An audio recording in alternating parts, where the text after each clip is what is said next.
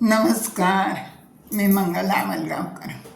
माझं मंगला आजीच्या धमाल गोष्टी नावाचं यूट्यूब चॅनल आहे बरं का मुलांना. आणि त्याच्यावर मी तुम्हाला निरनिराळ्या गोष्टी सांगते, श्लोक सांगते, सुभाषितं सांगते, अनुभव सांगते. तर तुम्ही सगळ्यांनी ते सबस्क्राईब करा, गोष्टी ऐका, लाईक करा, शेअर करा. आता आज मी आत्ता जी गोष्ट सांगणार आहे ना, त्या गोष्टीचं नाव आहे चोर आणि नामदेव असं नाव आहे त्याचं बरं काय.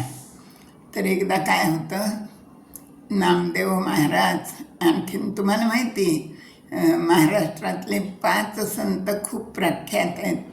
एक म्हणजे ज्ञानेश्वर महाराज, दुसरे तुकाराम महाराज, तिसरे रामदास महाराज, चौथे नामदेव महाराज आणि एकनाथ महाराज. हे 5 संत महाराष्ट्रातले अगदी प्रसिद्ध संत आहेत.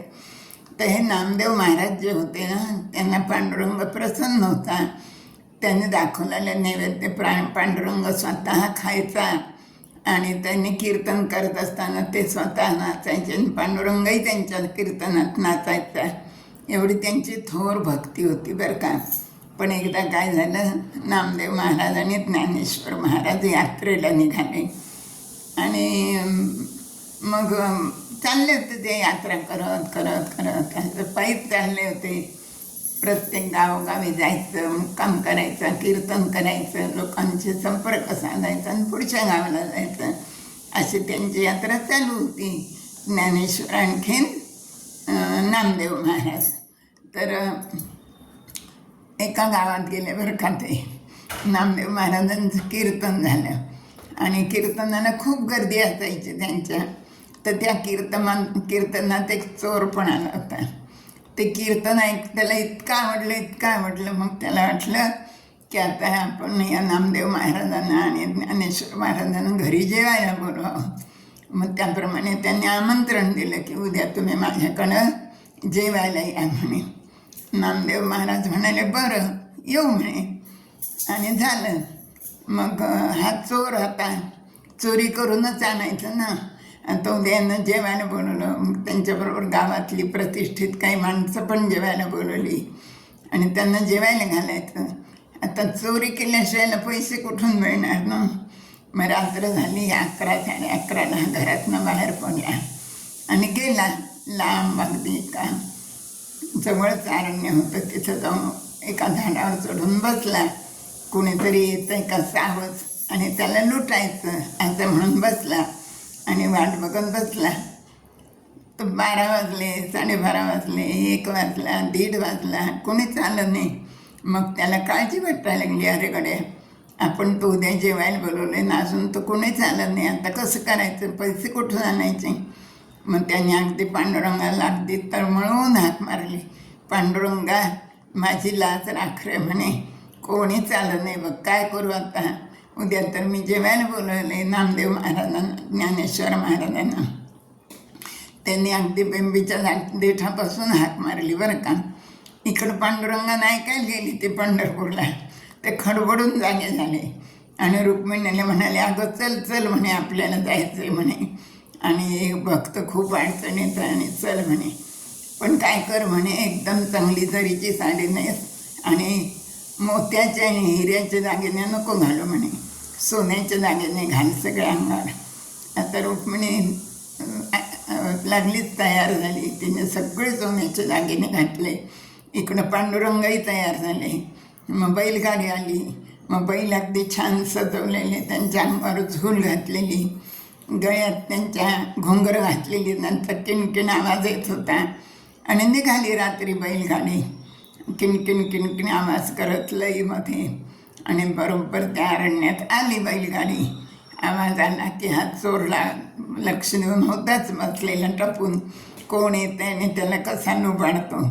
गाडी त्या झाडाच्या जवळ आली की त्यांनी झाडावरनं टोनकण खाली उडी मारली आणि त्यांनी अडवलं त्यांना, पांडुरंगाला रुक्मिणीला.